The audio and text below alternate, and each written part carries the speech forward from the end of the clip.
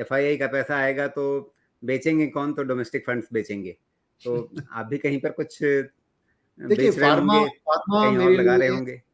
Pharma से मैं निकल रहा हूँ, अंडरवेट हूँ, क्योंकि एक तरफ उसमें वैल्यूएशंस कोविड के कारण बहुत बढ़ गई थी, बट कोविड तो अभी एक हिस्ट्री हो गया, मोर और लेस कंट्रोल में आ गया, तो शायद उतना डिमांड एक्सप्लोजन जितना कोविड के कारण हुआ वो उतना आगे आने वाले दिन में नहीं होगा।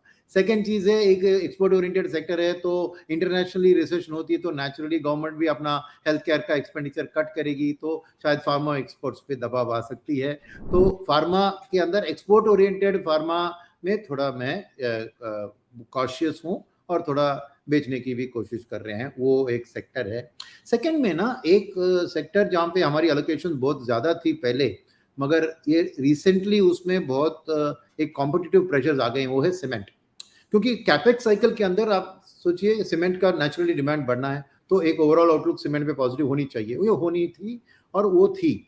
मगर जैसे ही अदानी ने आके वो एक्विजिशन अनाउंस किया, फिर अल्ट्राटेक ने अनाउंस किया कि हम भी कैपेसिटी बढ़ाएंगे, तो एक वो स्थिति बन रही है क्या एक्सेस कैपेसिटी मार्केट में आ सकती है, इसलिए उसमें वैल्यूएशंस में थोड़ा दबाव। तो एक टैक्टिकली मैं कहूंगा कि सीमेंट में हम अंडरवेट है। दो लॉन्गर टर्म स्टोरी सीमेंट की डिमांड के लिए बुलिश है।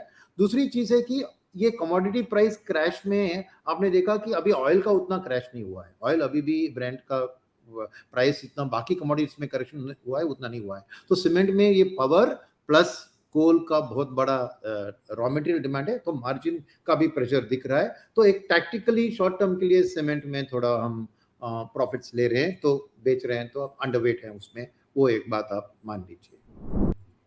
आईटी सेक्टर पूरी आईटी भीड़ में जो है वो क्या है डिवाइडेड है इस समय। ना, नहीं आईटी में भी हम अंडरवेट ही है, मगर मैं ये नहीं कहूंगा कि कभी जीरो नहीं करूंगा, क्योंकि आईटी में भी मेरे को अगर टाइम है तो मैं थोड़ा डिटेल में एक्सप्लेनेशन दे सकता हूँ। जी जी वक्त है हाथ में? सर, वक्त मतलब हमारे पास तो बहुत है, आपके पास कितना है ये आप देख लीजिए। नहीं ठीक है, तो मैं आईटी का भी आपको एक थोड़ा डिटेल्ड एक्सप्लेनेशन देता हूँ। तो क्या है कि आईटी 2000 के बाद Y2K से शुरू होकर एक सुपर ग्रोथ सेक्टर बन गई थी।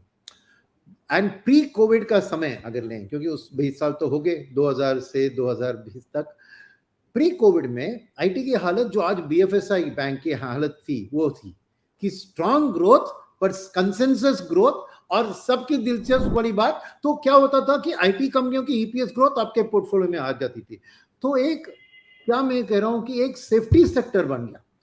हाई ग्रोथ रेट मगर एंटिसिपेटेड ग्रोथ रेट है, एक्सपेक्टेड ग्रोथ रेट है, कंसेंसस ग्रोथ रेट है। तो जो कोई चीज कंसेंसस में आ जाती है वो सेफ्टी सेक्टर बन जाती है। तो आईटी का हालत प्री कोविड में था एक सेफ्टी एलोकेशन, हर व्यक्ति के पोर्टफोलियो में, हर एफआईआई के पोर्टफोलियो में, हर म्यूचुअल फंड के पोर्टफोलियो में आईटी एक सेफ्टी के तौर पर बिल्कुल 20-25% तक था।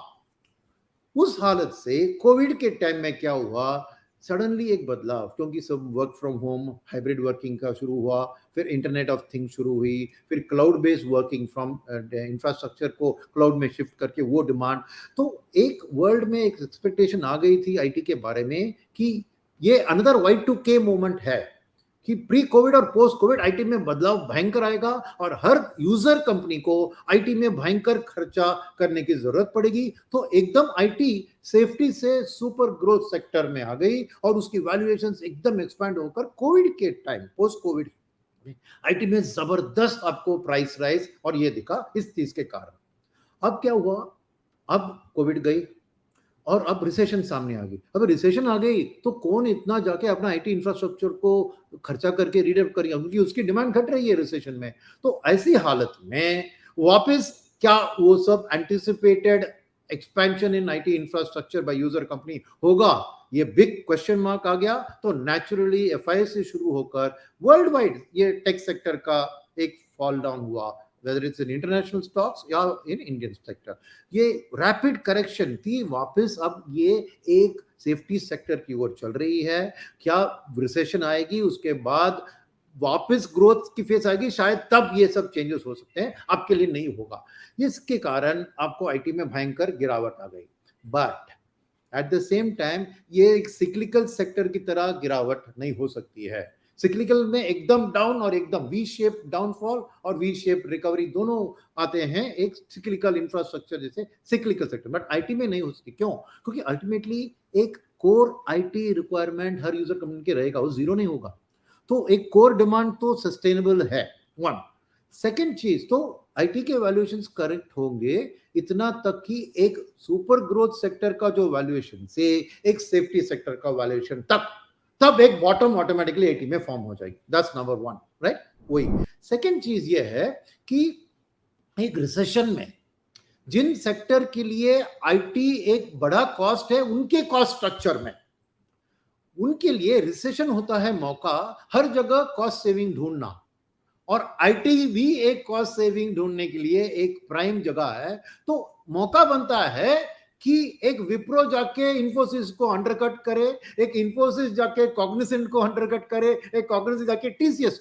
तो कंपनी स्पेसिफिक में जो भी एक लो कॉस्ट मैन्युफैक्चरिंग, एक नियर शोरिंग का एडवांटेज, ये सब उठाते हैं। शायद बदलाव मार्केट शेयर के अंदर भयंकर आ सकता है इन ए रिसेशन, बिकॉज कोर इसमें बड़ा कॉस्ट है, तो उसको कम करने की सभी यूजर इंडस्ट्री सोचेंगे। तो इसमें भी विनर्स आ सकते हैं जो इन ए रिसेशनरी एनवायरनमेंट अपना मार्केट शेयर को एक्सपैंड कर सकते हैं। तो एक स्टॉक स्पेसिफिक अप्रोच बनता है इसमें कि जाके विनर्स को ढूंढो।